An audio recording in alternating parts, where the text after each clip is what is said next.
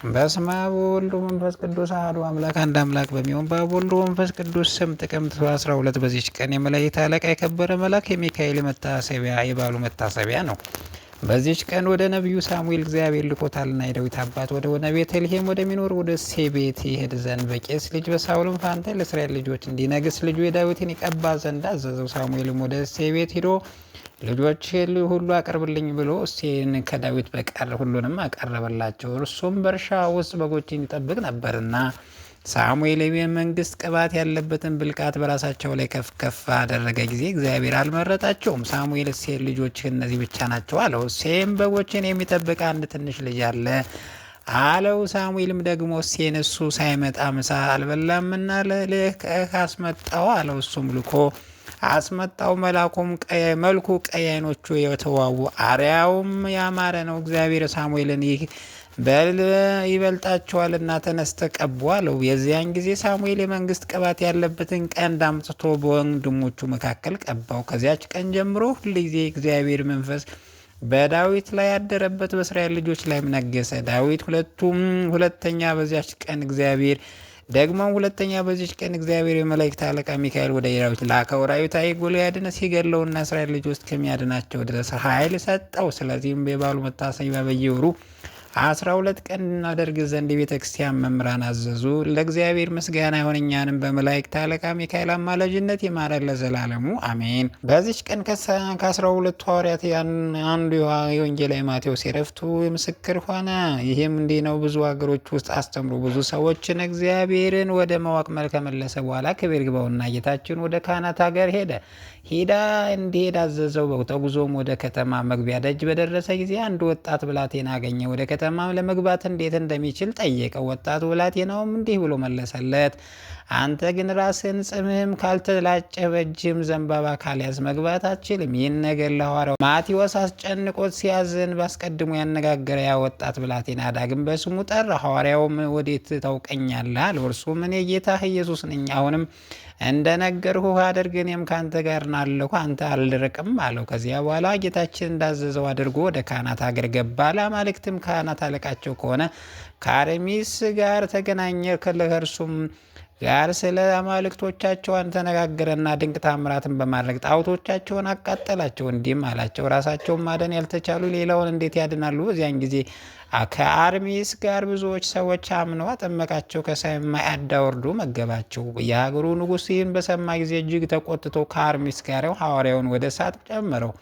ጌታችን ማዳናቸው። ከዚያ በኋላ በሚያሰቃያቸው ነገር ሲያስብ እነሆ ልጁ እንደሞተ ነገሩት። እጅግም አዘነ። ሐዋርያው ማቴዎስም ልጁን እንዲያስነሱለት ወደ አማልክትም ለምን አትለምንም አለው። ንጉሱም የሞተ ማንሳት እንዴት አማልክት ይችላሉ ብሎ መለሰ። ቅዱስ ማቴዎስም ብታምንስ የእኛ አምላክ ልጅህን ማስነሳት ይቻላል አለው። ንጉሱም ልጅ ከተነሳ እኔ አምናለሁ አለ። በዚያን ጊዜ ሐዋርያው ክብር ይግባውና ወደ ጌታችን ኢየሱስ ክርስቶስ ጸለየና የንጉሱን ልጅ ከሞት አስነሳው። ንጉሱም ክብር ይግባውና በጌታ በኢየሱስ ክርስቶስ አመነ። የሀገር ሰዎች ሁሉ አመኑ። የቀናች ሃይማኖት አስተምሮ የክርስትና ጥምቀትን አጠመቃቸው። ካህናትንም ሾመላቸው። ከዚያ በኋላ ወደ ሌሎች ሀገሮች ሄዶ ወንጌልን አስተማረ። ከዚያ አስቀድሞ በደመና ተነጥቆ ብሔረ ብፁዓን ገብቷል። ክብር ይግባውና ጌታችን ክርስቶስ ሁልጊዜ በየባላቸው ወደ እነርሱ ሲመጣ አየው። ከእርሱም ጋር 140,000 ሕፃናት አሉ። መላእክት ሁሉ በዙሪያው ቆሞ ያመሰግኑታል።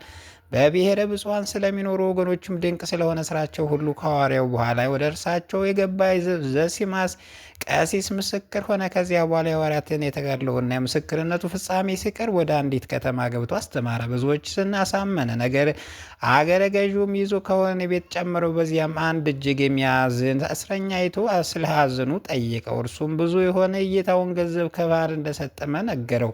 ሐዋርያ ማቴዎስም ወደ ገሊላ ባህር ዳርቻ ሄደ፣ ወርቅን የተመላ ከረጢት ታገኛለህ፣ ያንን ወርቅ ወስደ ለጌታ ስጣለው። ስለዚህም ድንቅ ታምር ብዙዎች ክብር ይግባውና በጌታ አመኑ። መኮንኑም በሰማ ጊዜ ተቆጣ። ቅዱስ ማቴዎስንም ራሱን እንዲቆርጡት ስጋውንም ለሰማይ ወፎች እንዲጥሉ አዘዘ። ከከተማም አውጥተው ቆረጡት። ምእመናንም መጥተው ወስደው በመልካም ቦታ አኖሩት። ለእግዚአብሔር ምስጋናውን እኛንም በዚህ ቅዱስ ሐዋርያ ጸሎት ይማረን፣ በረከቱ ከኛ ጋር ትኑር ለዘላለሙ አሜን። በዚች ቀን ንጹሕ ድንግል የጠባይ ፍላጎት ድል የነሳ አባቶቻችን ሊቃነ ጳጳሳት 12ኛ የሆነ እስክንድርያ ሊቀ ጳጳስ አባ ዲሜጥሮስ አረፈ። ይህም አባት አስቀድሞ መጻሕፍትን ያልተማረ ሕዝባዊ ገበሬ ነው። ወላጆቹ የወይን አትክልት ቦታዎች ውስጥ የሚሰራ ሆነ ከታናሽነቱ ሚስት አጋብተውት ከእርሱ ጋር 48 ዓመት ኖረ። ድንግልናቸውን በንጽህና የጠበቁ ናቸው። የተሰወረውን ከሚያውቅ እግዚአብሔር በቀር ይህን የሚያውቅ የለም። ከእርሱ በፊት የነበረ ሊቀ ጳጳስ ቅዱስ ኡልያኖስ ዕረፍቱ በቀረበ ጊዜ እግዚአብሔር መልአክ ተገለጠለትና ከእርሱ በኋላ ሊቀ ጳጳስ የሚሆነውን በምልክት ገለጠለት። እንዲህም አለው፣ ነገ የወይን ዘለላ ይዞ ወደ አንተ የሚገባው ሰው አለ። ከአንተ በኋላ ሊቀ ጳጳስ የሚሆን እርሱ ነውና ያዘው፣ አትተወው። በዚያች ቀን ዲሜጥሮስ ወደ አታክልት ቦታ ገባ። ያለ ጊዜው ያፈራ የወይን ዘለላ አገኘ። ያንን የወይን ዘለላ በረከት ሊቀበል ወደ ሊቀ ጳጳስ አባ ኡልዮስ ይዞት ሄደ። በዚያም ጊዜ አባ ኡልዮስ ዲሜጥሮስን በእጁ ይዞት ለሕዝቡ ሁሉ ለኤጲስቆጶሳት አሳልፎ ሰጠው። ከኔ በኋላ ሊቀ ጳጳስ የሚሆን ይህ ነው፣ ስለ እርሱ ከእግዚአብሔር የተላከ መልአክ ነግሮኛልና ይዛችሁ ሹሙት አላቸው። ከዚያ በኋላ አባ ኡልዮስ ባረፈ ጊዜ የጸሎት ስርዓትን ፈጽመውለት ሊቀ ጵጵስና ሾሙት። ያን ጊዜ መንፈስ ቅዱስ መላበት። የቤተ ክርስቲያን የሆኑ የብሉያትና የአዲሳት መጻሕፍት አንብቦ ተረጎመላቸው። ብዙ ምስጢራትም ገለጡለት። ከዚያ በኋላ ባሕረ ሐሳብ የተባለውን የዘመን መቁጠሪያ ሰራ። ከእርሱ በፊት የነበሩ የክርስቲያን ወገኖች የመድኃኒታችን የጥምቀቱን በዓል ጥር 10 ቀን ያክብረው። በማግስቱ የከበረች 40 ጾምን ጀምረው እስከ የካቲት 22 ቀን ድረስ ይጾማሉ። ከዚያ በኋላ መጋቢት 22 ቀን የሆሳና በዓል አክብረው በማግስቱ የሕማማትን ሰሞን ጾም ጀምረው ይጾማሉ።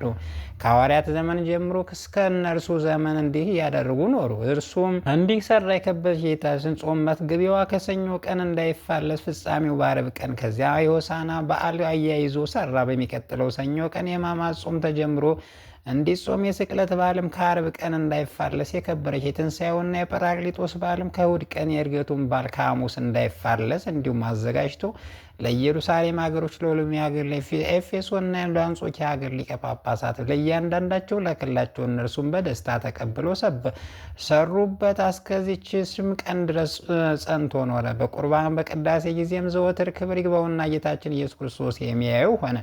የሕዝቡ ኃጢአታቸውን በፊቱ ግልጥ ሆነ። ስለዚህም የማይገባቸውን ስጋውን ደሙን ከመቀበል ይመልሳቸዋል። እንዲህም ይላቸዋል፣ ሂዱ ንስሐ ግቡ፣ ከዚያም በኋላ መጥታችሁ ስጋውና ደሙን ተቀበሉ። ስለዚህም ነገር ብዙ ሕዝቦች ኃጢአት መስራት የሚጠበቁ ሆኑ። ልባቸው የደነደነ ሌሎቹ ግን ጠሉት። እርስ በርሳቸውም እንዲህ ተባባሉ፣ ይህ ሰው ሚስት አግብቶ ሚስቱን ከእርሱ ጋር ትኖራለች።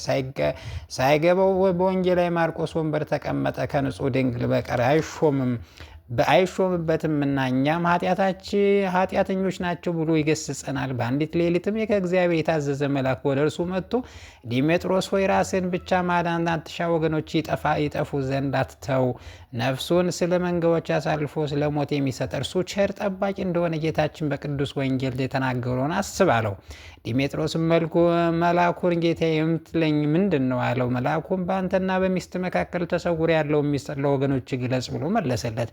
ከዚያ በኋላ ሕዝቡን አሰባሰባቸው። ሊቀ ዲያቆኑ ወጥተው ወደ ቤታቸው እንዳይገቡ ሕዝቡን ንገራቸው አለው። ራሱን ቅዳሴውን ቀደሰ። ሁለተኛ እንጨቶችን ሰብስበው እሳትን እንዲያነዱ አዘዘ። እንዳዘዛቸው አደረጉ። ያን ጊዜ ይህ አባት ተነስቶ ከሚነደው እሳት መካከል ገብቶ ለረጅም ጊዜ ቆሞ ጸለየ። ከእሳቱም ፍም አንስቶ በሚከናነብበት ቀጸላ አደረገ። ሚስቱም ጠርቶ መጎናጸፊያሽን ዘርጊ አላት። በዚያም የእሳቱ ፍም ጨመረ። በእሳቱም መካከል በአንድነት እየጸለዩ ቆሞ ሕዝቡ እጅግ ያደንቁ ነበር። ከዚያ በኋላ ካህናቱና ሕዝቡ እንዲህ ብለው ለመኑት፣ አባታችን ይህን የሰራው ስራ ታስተረዳን ዘንድ ከቅድስና እንሻለን። እርሱም ይህን ስራ የሰራሁት ከንቱ ውዳሴ ሽቻ አይደለም፣ እናንተ እኔን አምታችሁ ስለ እኔ እንዳትጎዱ እንድትድኑ ከዚች ሴት ጋር በመካከላችን ተሰውሮ ያለውን ምስጢር እገልጽላችሁ ዘንድ የእግዚአብሔር መልአክ ስላዘዜ ነው እንጂ አላቸው። እርሷም የአባቴን የወንድሙ ልጅ ናት። በሕፃንነቷም አባቷ ሞተ። በአባቴም ቤት ከኔ ጋር አደገች። አካለ መጠን በደረስነን ጊዜ አባቴ እርሷን አጋባኝ። ወደ ጫጉላን ቤት በገባኝ ጊዜ እህትህ ስለሆንኩ ከአንተ እንዴት አጋቡኝ አለችኝ። እኔም የምትፈቅጂ ከሆነ ድንግልናችን ጠብቀን በአንድነት እንኑር። ይህንንም በመካከላችን ያለውን ምስጢር የሚያውቅ ዓይኑን አልኋት። በዚህም የተስማምተን በአንድነት ቤት ውስጥ በአንድ አልጋ የተኛን አንድ መጎናጸፊያ እየተጎናጸፍን 48 ዓመት ያህል ኖርን። የስራችንን ያለ እግዚአብሔር የሚያውቅ የለም። እኔም ከእርሷ ሴት እንደሆነች አላወቋትም፣ እርሷም እኔ ወንድ እንደሆንሁ አታውቅም። በየሌሊቱም ሁሉ በንስር አምሳል ወደ ምኝታ እየገባ ክንፎቹን አለብሶ ያድራል፣ ሲነጋ ከእኛ ይሰወራል አላቸው። በዚያን ጊዜ በደላቸውን ይቅር ይላቸው ዘንድ ከእግሩ ስር ወድቀው ለመኑት። እርሱም ይቅር አላቸው፣ አጽናናቸው። ይህንን ድንቅ ስራ ያዩ ሁሉ ምስጉንን እግዚአብሔር አመሰግኑት። በዚያ አባት ዘመን ስማቸው ቀለሚንጦስ፣ አርጊንስ የሚባሉ ሌሎች መናፍቃንም ሰዎች ተነስተው ታዩ። ሌሎች በአንድነት ሆነው ስለ ሃይማኖት የፈጠራ መጽሐፍን ጻፉ። እርሱም አውግዞ ከመምናን ለያቸው። እርሱም ሁልጊዜ ያለ እረፍት ከጠዋት እስከ ማታ መምናን የሚያስተምራቸው ሆነ። ሸምግሎም በደከመ ጊዜ በአልጋ ላይ ያስቀምጠው ተሸክሞ ወደ ቤተ ክርስቲያን ያደርሱታል። እስከ ማታም ድረስ የሚያስተምራቸዋል። ሰዎች ሁሉ ትምህርቱን ይሰሙ ዘንድ ይጨነቃሉ። መላ ሕይወት ዘመኑ 107 ነው። በሰላም በፍቅር አንድነትም አረፈ። ለእግዚአብሔር ምስጋና ይሁን፣ እኛንም በዚህ ቅዱስ አባት ጸሎት ይማረን፣ በረከቱ ከእኛ ጋር ትኑር ለዘላለሙ አሜን። በዚች ቀን የጻድቃን የጴጥሮስ፣ የተወራራሽ ጳውሎስ፣ ዲዮናስዮስ፣ የያዕቆብ፣ የአቡጥፋ፣ የቴዎድሮስ እና የሚናስ መታሰቢያቸው ነው። እግዚአብሔር በጸሎታቸው ይማረን፣ በረከታቸው ትድረሰን ለዘላለሙ አሜን።